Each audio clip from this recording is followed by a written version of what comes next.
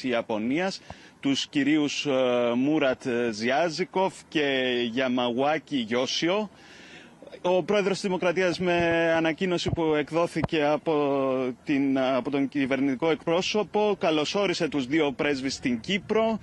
ευχήθηκε κάθε επιτυχία στην τέλεση των καθηκόντων τους και εξέφρασε τη βεβαιότητα ότι η νέα κυβέρνηση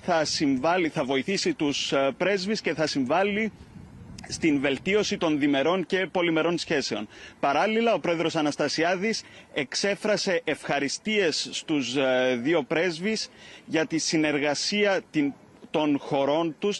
της Ιαπωνίας και της Ρωσίας, με την Κυπριακή Δημοκρατία κατά τη δεκαετή διακυβέρνηση του πρόεδρου Αναστασιάδη, και τους ενημέρωσε και τους ευχαρίστησε,